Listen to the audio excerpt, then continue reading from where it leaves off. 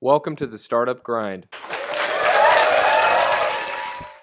Let's give a big round of applause for Joseph McCarthy. Yes.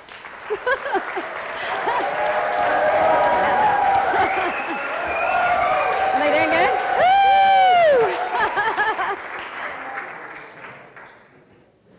Woo! So. Thank you. That was exciting. Right? Yeah, they were good. Yeah. Awesome. Get comfortable already? I'm ready. Awesome. So let's just start things off with, give us a little bit of your background before iPourIt. Give us like a little overview of you. So I'm technically a recovering attorney.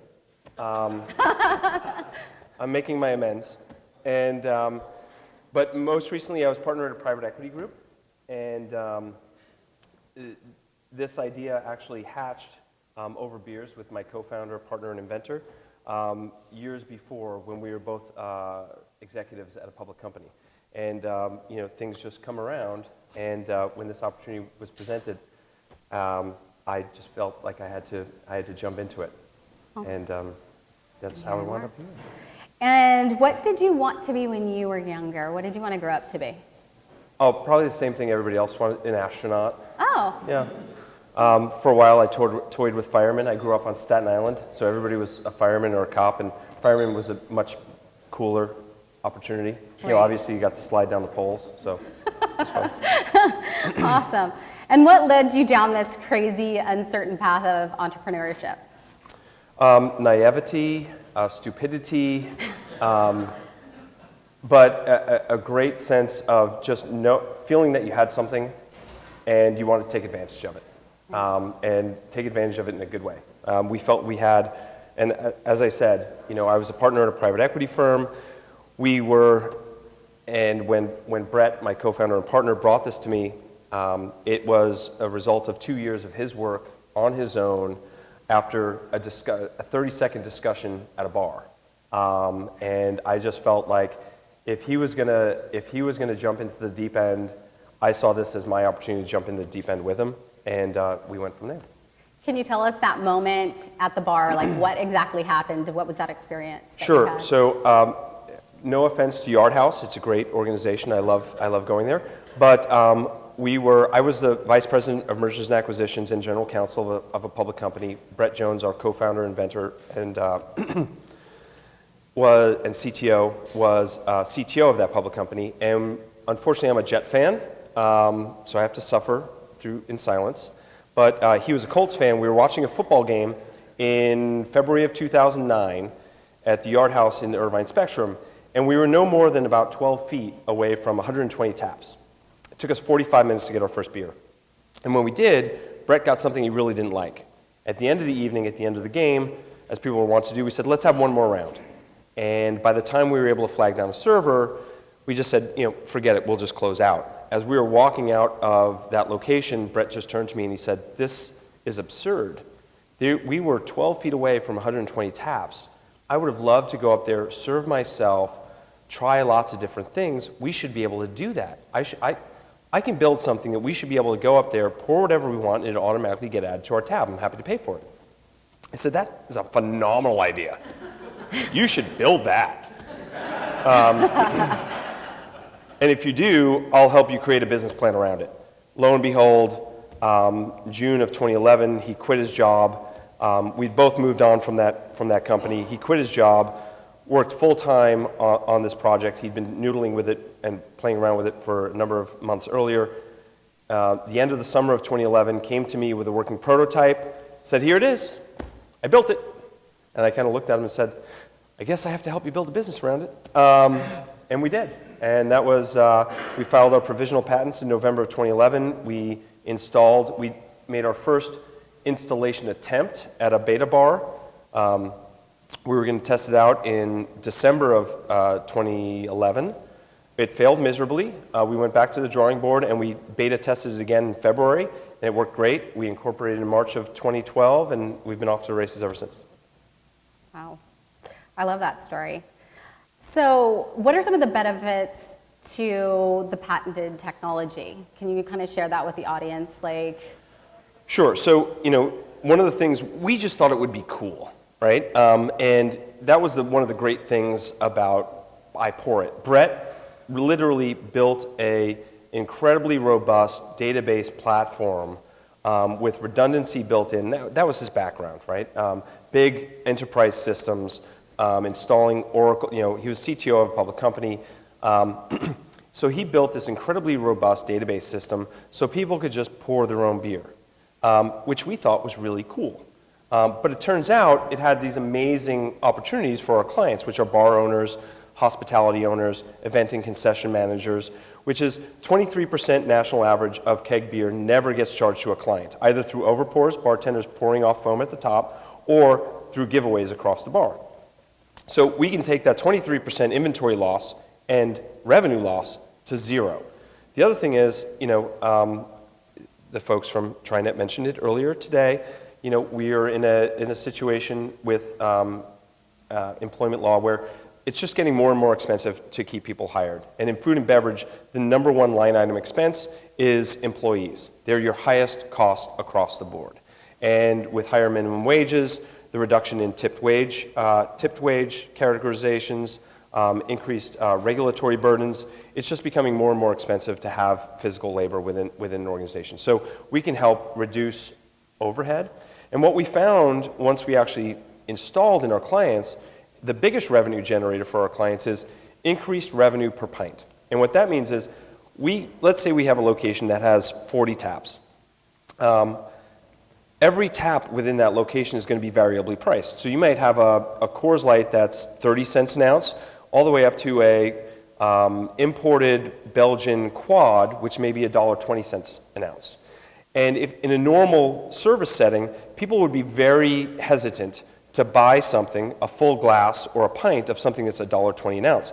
But in our setting, since you're paying by the tenth of an ounce, people love sampling things. They love trying things. So what we've found is, even though people may still not be pouring an entire glass of that more expensive product, they're trying it. Our average number of ounces per pour are about between 5 and 6. Our average number of pours are between 6 and 7 per patron. So we're still getting the volume, but it's a much higher revenue volume, about a 40% uptick to competitors in the same geographical area, and that creates higher margins and higher bottom lines for our customers. Then there's, lastly is data analytics. When someone checks in on our system, we require them to scan their license into our system. That does two things, right? It confirms age, but it also allows us to database demographics, age and sex. And then if somebody actually logs into our database, they can unlock every beer that they've ever tried at every location they've ever been, and they can rate those beers from 1 to 5 stars. So now we have access to do direct marketing and targeted marketing to those people, build digital loyalty programs around them, so our customers know the who, what, when, and where, and even product preferences of their own patrons, something that heretofore was impossible. In fact, in the beer business, there's an old saying, the brewers only know that a keg goes in full and comes out empty. They have no idea what happens in between. We're changing that dynamic. Wow. And it's fun. Did I forget to say, yeah. For the patrons, it's a really good time? Yeah, they have more time to enjoy. Exactly. What about with, let's say, I don't know how to pour beer and I'm going to go self-pour and I'm going to make a big mess all over the counter. How does that work? Am I going to get charged for all of that foam? So a couple of things. We actually have a button, learn how to pour. So if you push that button on our interactive touchscreens, an actual screen comes up that shows you how to pour a beer properly. But also, our meters are actually in the keg line, right? So a keg line is all fluid, is all liquid volume.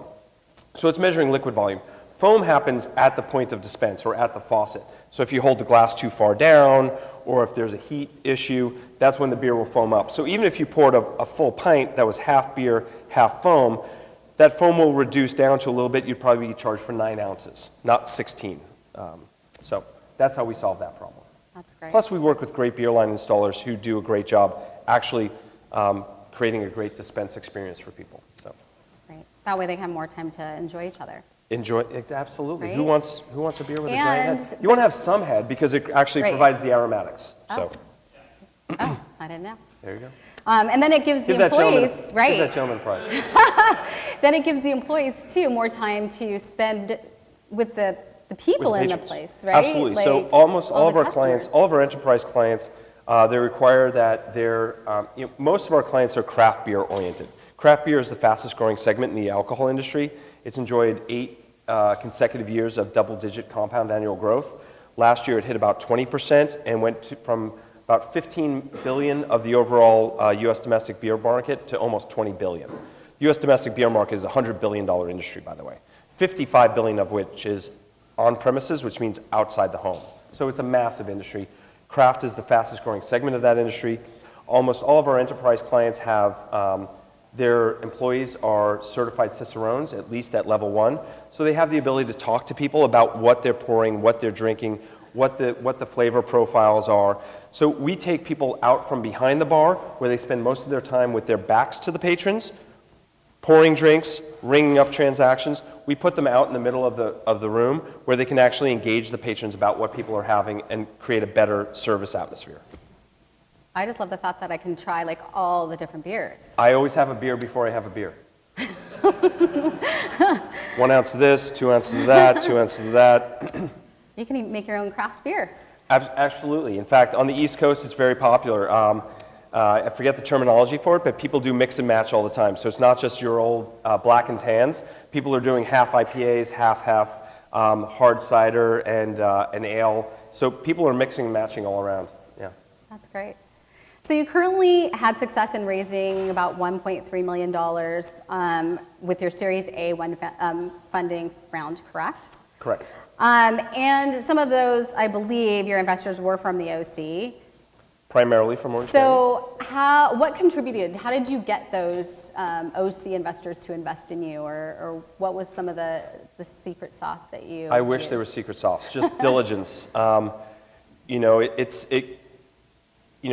I feel like I'm on top of the world right now, but it took us 10 months to close the entire 1.35. It took us 7 months to close our initial tranche of about 700,000.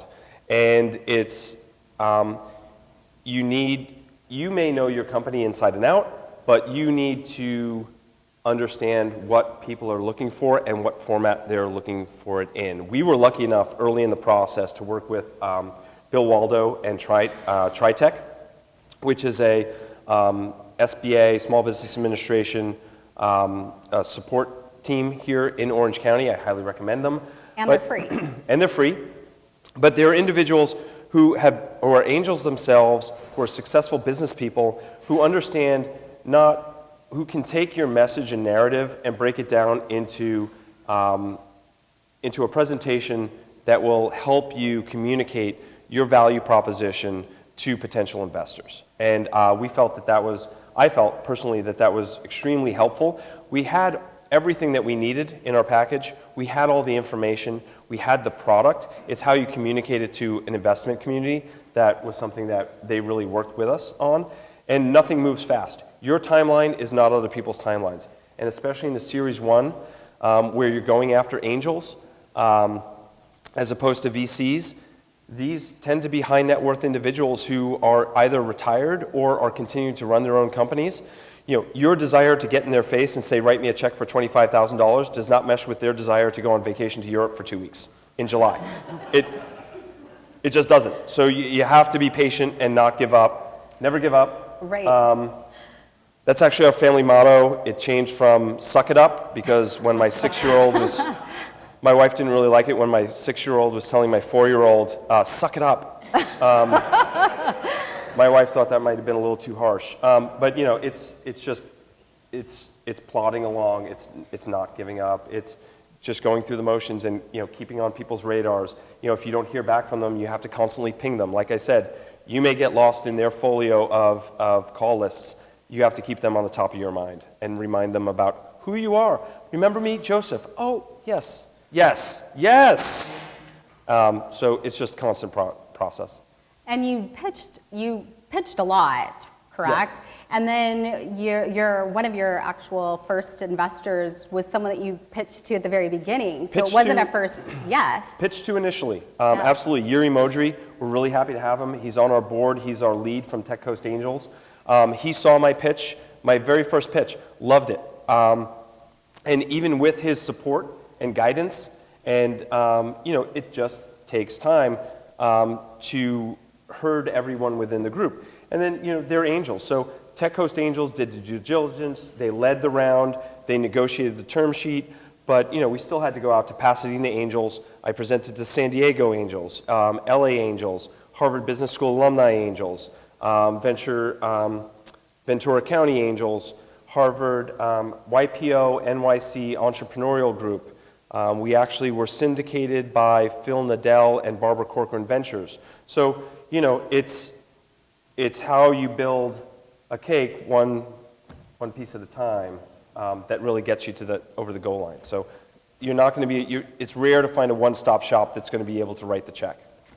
Can you talk a little bit about, I know you've mentioned about like a lead or a champion to help you get in the doors to all of these different opportunities. Can you kind of give a little bit more information on how you did that, or? They kind of have to choose you. You have to find somebody who has enthusiasm when you are pitching. So that person who comes up to you and engages you after a pitch, that's the person that is most likely to be your champion. And once you find a champion, someone has to, within angel organizations, like I said, they're a disparate group of members who have vast amount of interests and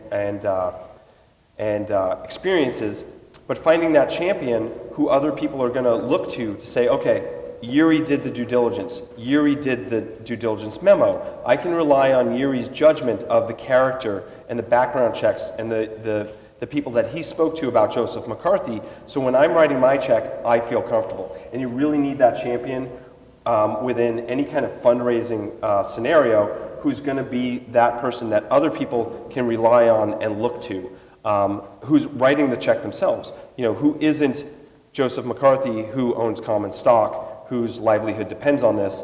It's somebody else who's investing alongside them with their own money, who they can rely on. Awesome. I actually, Bill Waldo wasn't able to come tonight, but he actually sent me an email, and I just want to tell you what he said about you. He said, "You are the definition of a true entrepreneur," and he put that in quotes in big letters. So I wanted to share that with you because I thought that was really nice of him. That's nice. As an entrepreneur, we all, as startups and different things that we're doing, we have challenges and we get frustrated. How do you, or have you ever been frustrated, and how do you deal with that frustration? Absolutely. Absolutely, I've been frustrated. I don't think there's a person who started their own business who's never been frustrated. I think it would be absolutely impossible to build something that you're proud of and is fantastic that doesn't require hard work. And frustration, everyone is going to have them. My wife reminds me that if I ever come home one day and say, "Hey, honey, I'm going to start a brand new company from scratch in a space that doesn't exist," she has told me she will go to the garage and get my son's baseball bat and take it to the back of my head.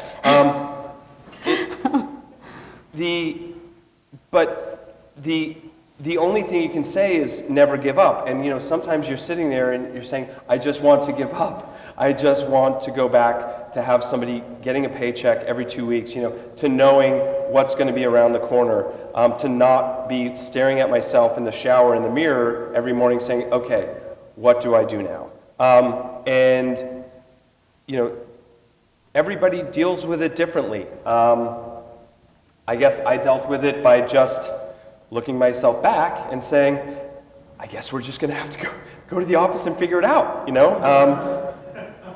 And everybody's going to have different experiences. And like I said, talking about having a lead and angels earlier, people's experiences are going to be different than that. I mean, hopefully there's people out in this audience that find a high net worth individual that's going to write the check to start their company from the ground up, or a VC that just absolutely is attracted to your business. But I'm just going to be honest and say, I think that's probably the rare experience. And you also have to know, in my heart, always, I knew we had a product. I knew it worked, and I knew it had value. So I felt like I had this thing, and I just had to get people to give me money to help get it to the next stage. So I never felt like, someone once, another entrepreneur told me it's like being in purgatory, right? You're not in heaven, you're not in hell. You're not going to go back to hell, but there's a chance you can go to heaven, right? So you're waiting for that sort of, that tipping point right? Where all of a sudden you've done all the work, the product works, everything, you know you have something that is of value. It's a matter of getting people to recognize it, see it, and buy it. And so I was always confident that we had that thing. I just couldn't figure out and knew it was going to take hard work to get it to the point where people were calling us, asking for what we did, as opposed to me knocking down doors saying, you really need this, and here's why. So that leads to my next question. iPourIt has had success getting your software technology into over 19 states. 19 different states, right. 2 Canadian provinces. We have a licensee in Colombia, in Bogota. Wow. So how did you go about getting those connections, and how did people find you? Because you're basically you're a new startup. How did you get the word out, or how did that even happen? We went to trade shows, we did outbound marketing, we did cold calls, we were featured on Bar Rescue. We actually filmed a segment of Shark Tank, which never aired, so I don't think that actually counts. But you never know where that client is going to come from. I mean, I still, to this day, I'll spend an hour with a potential client talking them through their business plans and knowing what I've seen work with people and what hasn't, because you never know who's going to be the real client, who's going to be the person who calls you up and has an idea for a bar or a restaurant or a business, and they're a potential client, but when you ask, well, great, tell me about your space, send me your floor plans. Well, I don't have any of that yet. And I just try to spend as much time as I can with everyone, not knowing who's going to be the person that materializes with a real business plan down the road. You wind up spending a lot of time on things that don't necessarily materialize, but if you don't swing, you're never going to get ahead. So. That's true. You currently have a team of 6 full-time people? Yes. And looking to grow, obviously. What do you look for as a startup in new potential employees or partners to bring on board? Enthusiasm. We finish off any kind of job position with tell us about your favorite beer or wine. Tell us why. Tell us about your favorite bar. We want people who are going to be interested in what we're doing, not just because they're looking for a job. We want them to be interested in who we are and what we are and who we're servicing. All of our employees need to be talking to our clients on the phone. We all rotate. Hospitality is a 24/7 business. We provide 24/7 support for all of our clients. So when somebody calls up, and even if it's a hostess from a bar in Maryland at midnight on a Friday, we have to pick up the phone. So people have to be engaged in what they're doing, and they have to enjoy it. And I'd say that's the biggest thing for us. It's not just hiring an employee; it's hiring somebody who and I know it's trite and oversaid, but somebody who wants to be a part of the team, wants to be a part of what we're doing. And what has been your biggest challenge so far? Like I said earlier, we had this product, and I wasn't kidding earlier that I got into this through naivete, right? I was head of mergers and acquisitions for a public company. I worked for a top 10 law firm in the country. I was a partner at a private equity firm. I'd always worked with mature companies, right? And I'd never actually gone through starting a company from scratch. I thought we'd created this incredible product that people would flock to, right? The field of dreams. If you build it, they will come. Well, we built it, and then nobody showed up. So, what do you do now? And so figuring out how to, we weren't in a sales position. We weren't telling somebody why our product was better or more efficient or sexier than the product next to it. There was no product next to it. We had to build the space. We had to build self-serve as a concept in beer, wine, cold coffee, kombucha dispense, and that was the hardest part, is we were in the business of space creation, which, it's like, I had no idea. I had no clue how difficult it was going to be.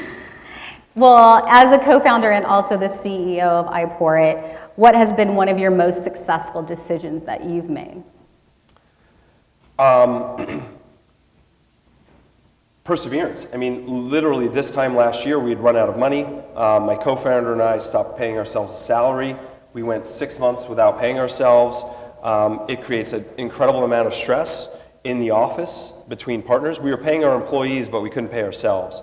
We had no health insurance, and you've got families at home. Both of us have wife and children. And so, you get to this position where you just say, let's just sell the damn thing. And that's, we could have recouped the investment probably for investors, gotten zero out of it for ourselves, but it could have been a learning experience. And we just said, no, let's keep going. I turned, Brett and I looked at each other and we just said, we can do this. Okay, can we do this? Yes, we can do this. And my wife said, I said, honey, if we don't have the money in the bank by August 1st, I swear, we'll shut it down, we'll sell the company. August 1st rolled around, I said, I just need till September 1st. September 1st came along, I said, you know what, I'm not going to tell you October 1st because I don't think that's realistic. November 1st, it's going to happen. And then we closed around in December. But we had wins along the way. I love that story. In your opinion, what are some of the most rewarding things about being an entrepreneur right here in Orange County? I just love where I live. I'm a transplant. I grew up in New York City. I spent 8 years in the Midwest. I thought I knew rural, so I went to a small liberal arts college in a town of 8,000 in the middle of Iowa, sight unseen. I thought I knew rural because I'd been to Jersey.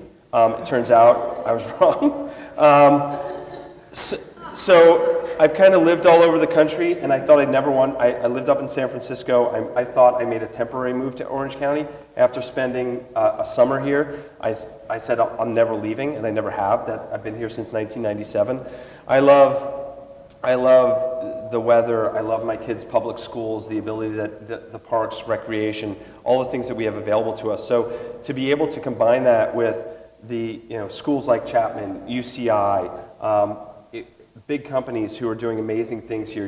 I got here in 1997. I was part of the initial dot-com boom and tech boom with companies like Broadcom going public.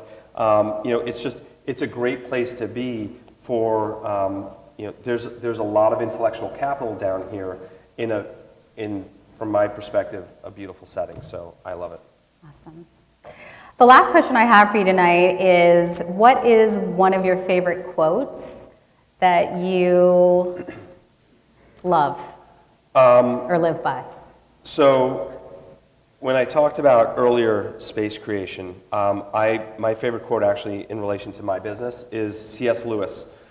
Isn't it funny how day to day nothing changes, but when you look back over time, everything is different.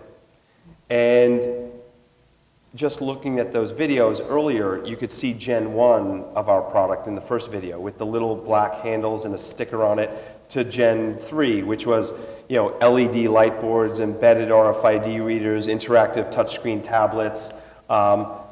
It's clearly an evolution of the business. But not only that evolution of the product, it's, I think of our business, and people say, where are you going? I analogize it to, let's say, self-serve gasoline. I can't remember the last time someone pumped gas into my car, nor can I remember the first time I ever pumped gas myself. It was a transition that took place over about 20 years, but 99.9% of all gasoline and diesel dispensed in the United States is self-serve now. I can't pick a point in time when that happened. I'm sure you can't either. That's how I like to think about our business. It takes time to be an overnight success, and hopefully you get to the point where nobody even remembers a tap handle behind a bar. So that's my goal with iPourIt. Well, let's leave that on a positive note. We want to thank you for coming and continued success, and we're excited to see what the next steps are for iPourIt. And let's give Joseph McCarthy a big round of applause. Thank you.